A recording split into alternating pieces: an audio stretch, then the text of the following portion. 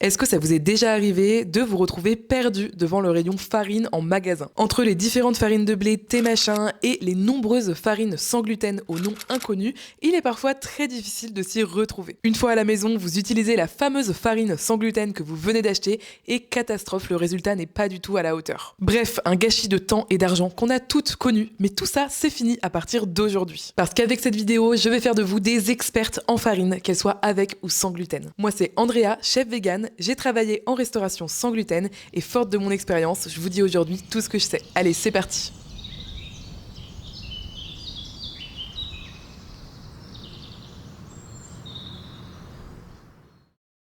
Pour que vous sachiez vous y retrouver dans cette vidéo, vu qu'on va parler de pas mal de farines différentes, sachez que je vais traiter les farines par ordre alphabétique et vous pouvez également retrouver un timecode précis dans la description et également au niveau de la barre juste en dessous. N'hésitez pas à l'utiliser pour vous y retrouver dans cette vidéo. Et on commence tout de suite avec la farine d'amande. Alors la farine d'amande, qu'est-ce que c'est? Peut-être que vous vous dites, c'est pareil que de la poudre d'amande. Eh bien sachez que non. En fait, la farine d'amande, déjà, c'est beaucoup plus fin que de la poudre d'amande, mais en plus, c'est pas tout à fait le même processus de fabrication, ce qui fait que le résultat est totalement différent, que ce soit en termes de goût, mais aussi en termes d'utilisation dans la cuisine. La poudre d'amande, c'est des amandes qui sont tout simplement mixées, rien de plus simple. La farine d'amande, quant à elle, c'est tout simplement des amandes qui ont été mixées, qui ont été ensuite dégraissées en partie, ce qui fait qu'elle a une teneur plus élevée, beaucoup plus élevée d'ailleurs en protéines, et une teneur plus basse en glucides et en lipides. Contrairement à la poudre d'amande, elle n'est pas faisable facilement à la maison. C'est une farine qui est riche en minéraux et en vitamines, notamment en vitamine E, en magnésium, en calcium. C'est un excellent coupe-faim et en pâtisserie, il faut savoir qu'elle absorbe pas mal de liquide. Donc si vous l'utilisez en remplacement d'une farine classique, il faudra peut-être augmenter l'apport de liquide dans votre recette. Vous pouvez l'utiliser dans n'importe quelle recette en remplacement de la poudre d'amande, mais comme dit, ajoutez plus de liquide. Et moi ce que je vous conseille, c'est de l'utiliser plutôt en mélange à hauteur de 30% maximum dans une recette. Ma petite astuce, c'est d'utiliser également une cuillerée à café d'extrait d'amande amère. Ça va renforcer le goût d'amande dans votre recette si c'est ce que vous recherchez. Laissez-moi vous parler de la farine d'avoine. Alors ici, j'ai de l'avoine en flocons, mais on peut aussi utiliser de l'avoine entier en gruau pour réaliser de la farine 100% maison très facilement. Puisque pour faire de la farine d'avoine, il suffit de mixer des flocons d'avoine. Moi j'utilise un petit moulin à épices ou à grains à café, mais vous pouvez utiliser n'importe quel mixeur. C'est un flocon qui est très tendre, donc ça se fait vraiment hyper facilement.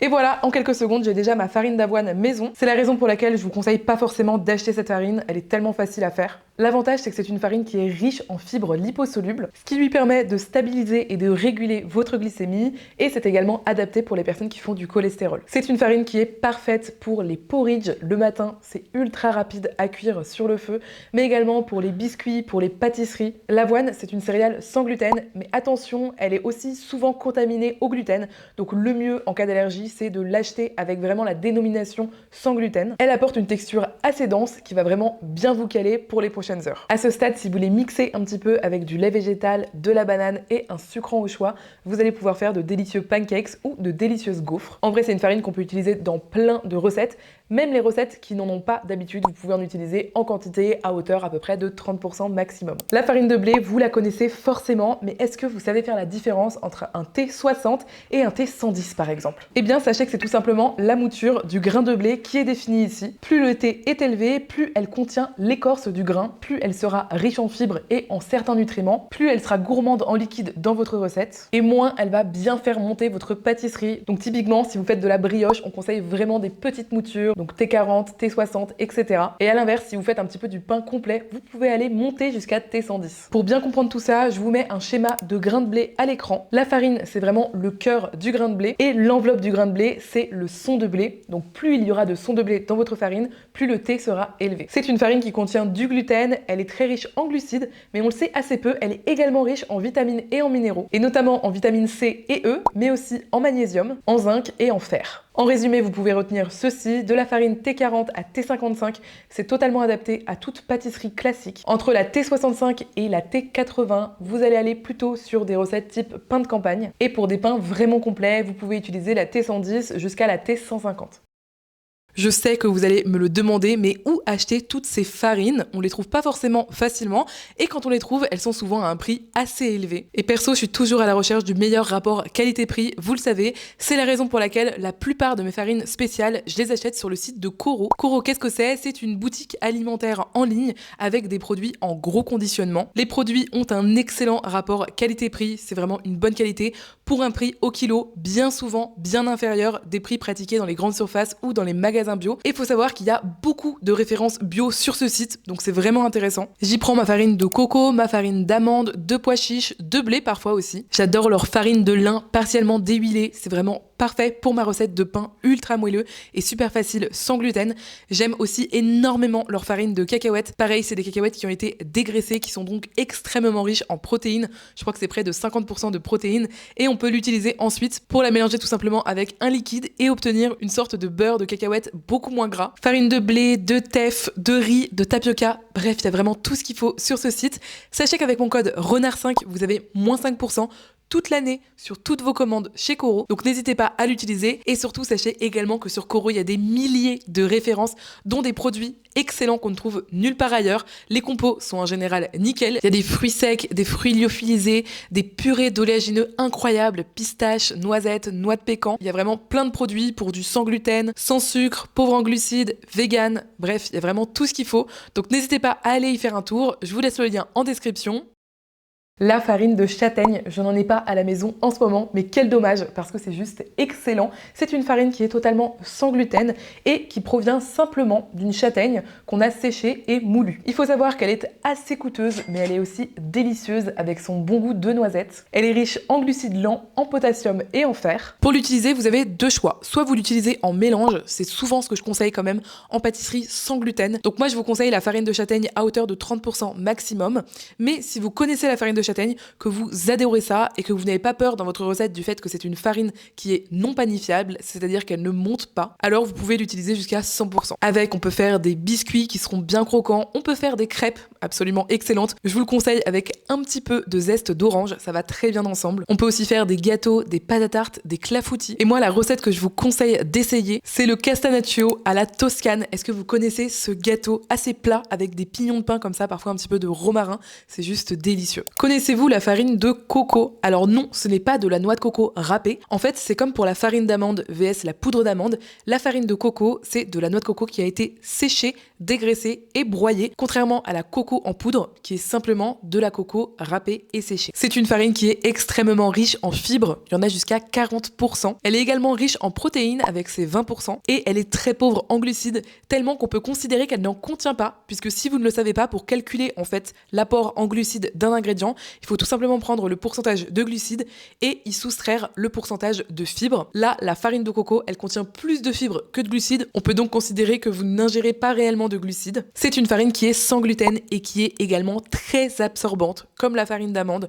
Donc si vous l'utilisez, il faut toujours penser à bien regarder la texture de votre appareil et à ajouter des liquides. Elle est non panifiable, c'est-à-dire qu'elle ne monte pas, à l'inverse de la farine de blé par exemple. Et si vous souhaitez l'utiliser en mélange, je vous conseille de ne pas utiliser plus de 20-25% de farine de coco dans l'ensemble de la farine que vous utilisez pour votre recette. Elle est idéale pour réaliser des biscuits, pour réaliser certains gâteaux avec ce bon goût de coco.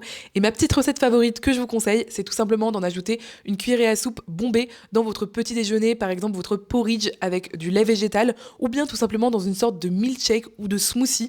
Ça apporte ce goût de coco juste excellent. La farine d'épeautre ou de petit épeautre, elle est très appréciée en cuisine puisqu'elle réagit à peu près comme une farine de blé un peu complète, sauf qu'elle contient beaucoup moins de gluten.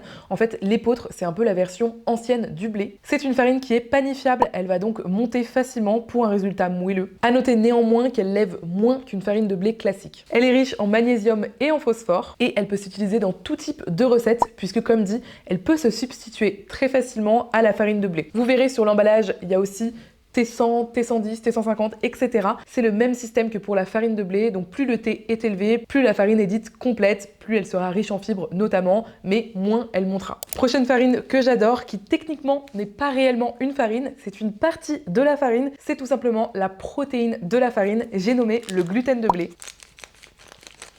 C'est un produit absolument génial qui contient 77% de protéines et qu'on utilise très souvent pour réaliser des simili carne, donc des sortes de viande sans aucun animal dedans. Il est notamment utilisé depuis presque 2000 ans pour réaliser du seitan, ce fameux simili carne qui a été inventé par des moines bouddhistes. C'est une farine qui est panifiable, donc elle n'aura pas de difficulté à monter. Elle apporte énormément d'élasticité dans les recettes. On l'utilise très souvent dans des recettes salées, donc pour faire du seitan. Je vous ai proposé plein de rôtis sur ma chaîne. Et je peux vous dire que les rôtis sans viande, ça bluffe toujours tout le monde et ça plaît beaucoup. Mais en plus de ça, on peut également l'utiliser dans des recettes sucrées. Et oui, moi j'ai fait récemment un banana bread dont j'ai substitué une partie de la farine par du gluten de blé. Ça me permet d'avoir beaucoup moins de glucides dans ma recette et beaucoup plus de protéines. C'est donc parfait pour en prendre une tranche et être bien calé. Il peut y avoir jusqu'à 20 grammes de protéines par tranche de ce banana bread. Je mets des petites pépites de chocolat au xylitol que je trouve d'ailleurs chez Koro. Bref, c'est vraiment un produit que je vous invite à découvrir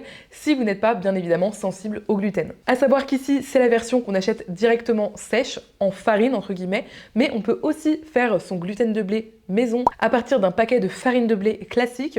Pour ça, c'est un système en fait où on vient faire un pâton avec de l'eau, un peu comme une boule de pain, et ensuite on vient faire tremper cette boule de pain dans de l'eau, puis on la rince à de nombreuses reprises pour enlever presque tout l'amidon et se retrouver uniquement avec la partie protéique de la farine. Le résultat après au niveau du seitan, du rôti sera un petit peu différent, mais il est tout aussi bon, voire encore meilleur. C'est juste un peu plus de travail. Je vous ai proposé une recette de ce type avec un rôti incroyable fourré. Je vous mets la vidéo en question dans le petit i. La farine de maïs maintenant, là où tout le monde connaît la fécule de maïs. La farine de maïs, c'est totalement différent. C'est tout simplement du maïs qui a été séché et finement moulu. C'est donc 100% maïs et sans gluten.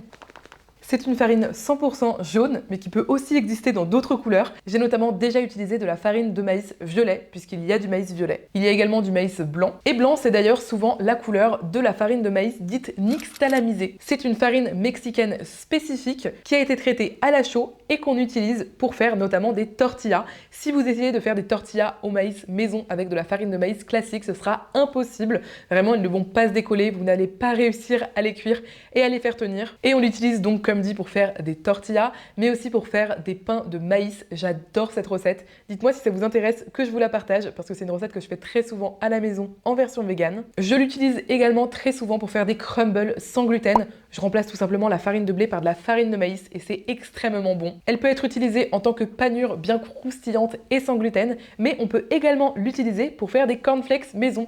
Pour ça, il suffit de les mélanger en général avec de l'eau. On peut ajouter un petit peu de sucre. On vient faire une sorte de couche fine comme ça, qu'on met sur une plaque allant au four avec du papier sulfurisé entre les deux, et ensuite on place au four et on va pouvoir casser cette espèce de feuille qui va s'être formée à la cuisson pour faire des cornflakes maison. Pour cette dernière, il y a également des moutures qui sont vraiment différentes. Il y en a qui vont plus se rapprocher de la polenta, d'autres qui vont être vraiment très fines, et là malheureusement j'ai pas de conseils à vous donner puisqu'il n'y a pas la mouture qui est écrite sur l'emballage comme pour la farine de blé. C'est bien dommage. Du coup en général moi je me réfère aux marques, je teste les marques et je vois quelle marque a une texture plus fine ou plus épaisse. La farine de pois chiche, je l'aime tellement que j'en ai fait une vidéo complète sur cette chaîne avec 4 recettes différentes à tester. On peut l'utiliser à la fois en recette salée bien sûr, mais aussi en recette sucrée, et ça c'est peu connu. On l'utilise dans tout un tas de cuisines traditionnelles, notamment les cuisines du sud, mais aussi les cuisines indiennes et même les cuisines birmanes. Mais avant ça, de quoi c'est fait? Encore une fois, c'est 100% des pois chiches,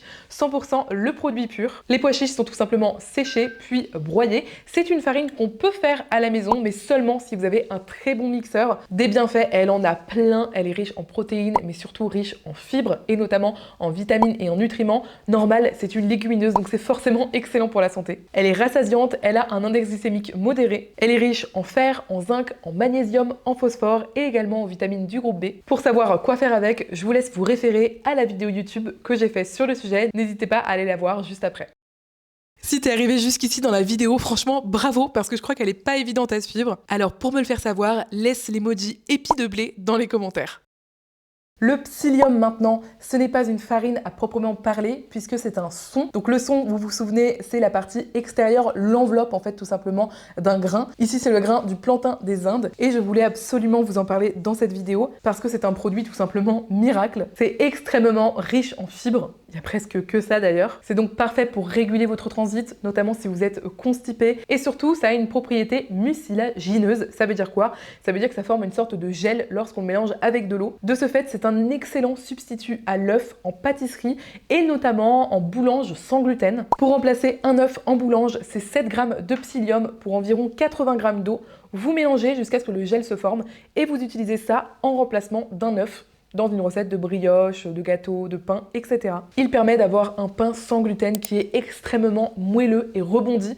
Vraiment, c'est incroyable. Ça permet aussi de faire des pains qui n'ont pas besoin de temps de pause, qui n'ont pas besoin de développer justement ce gluten pour être moelleux. Donc il n'y a pas non plus besoin de, vous savez, pétrir la pâte. Je vous ai posté énormément de recettes avec du psyllium. Il vous suffit de taper sur internet le renard et les raisins psyllium et vous allez tomber sur tout un tas de liens vers mes recettes. J'ai plein de recettes, notamment de pain sans gluten à base de légumineuses avec du psyllium, donc n'hésitez pas à aller voir ça. Seule chose à savoir au niveau du psyllium, c'est qu'il y a tellement de fibres à l'intérieur qu'il faut beaucoup boire lorsque vous en consommez, et il faut également espacer votre prise de psyllium de 2 heures avec votre prise de vitamines ou de médicaments. En cas de doute, n'hésitez pas à en parler à votre médecin ou votre pharmacien-pharmacienne. Connaissez-vous la farine de riz? Normalement oui, notamment si vous avez vu ma dernière vidéo qui porte justement sur la farine de riz gluant. Et ici, on va parler de tous les types de farine de riz, c'est-à-dire farine de riz blanc, c'est celle que j'ai dans les mains, mais également farine de riz semi-complète, farine de riz complète. C'est comme pour la farine de blé, plus c'est complet, plus on a laissé en fait l'enveloppe, le son du riz. Et ensuite, il y a également la farine de riz gluant. Celle-là est toute particulière et elle ne peut pas se substituer à de la farine de riz classique. C'est une farine sans gluten qui a un goût très neutre, ce qui fait qu'elle est très facile à intégrer dans un premier temps si vous souhaitez tester un peu les farines sans gluten. Je vous conseille de l'utiliser à 25% à peu près dans une recette, sauf si vous faites une recette de sablé par exemple, puisque c'est une farine qui va avoir tendance à bien croustiller si vous l'utilisez bien. J'ai fait plusieurs vidéos sur le sujet de la farine de riz, donc gluant comme je vous le disais récemment, mais également sur la farine de riz classique. Dedans, vous avez 4 recettes différentes qui sont testées, retestées par mes soins et qui sont juste excellentes, sucrées et salées. Donc encore une fois, pour des idées, n'hésitez pas à aller voir. La fabrication, c'est tout simplement des grains de riz moulus. On pourrait la faire à la maison, mais je vous conseille pas parce que la mouture ne sera pas assez fine. La farine de riz gluant, c'est bien sûr avec une autre variété de riz. Un riz donc gluant qui a cette propriété un petit peu de coller, d'être un petit peu caoutchouteuse. Personnellement, j'adore ça. C'est une farine qui ne possède pas énormément de vitamines, de nutriments. En revanche, elle est riche en glucides rapides. Donc si vous avez un effort à faire juste après, c'est parfait. Et en plus de ça, elle est également très douce pour la digestion. Elle est souvent à la base des mix sans gluten qu'on voit dans le commerce, qui sont vendus d'ailleurs très cher. Personnellement, je fais mon mix de farine sans gluten maison que je peux utiliser ensuite dans plein de recettes différentes. Pour ce faire, vous mettez un quart de farine de riz, un quart de poudre d'amande, ou pourquoi pas de la farine d'amande, un quart de farine de sarrasin et un quart de fécule, par exemple de la fécule de maïs. Vous mélangez et ça fonctionne très bien en remplacement de la farine de blé classique, dans les gâteaux, dans les muffins, dans les cakes, dans les scones, etc. Ne me remerciez pas, c'est gratuit. L'une de mes farines sans gluten préférées, j'ai nommé la farine de sarrasin. Extrêmement simple à réaliser à la maison puisqu'il vous suffit d'utiliser des grains de sarrasin décortiqués qu'on peut ensuite mixer.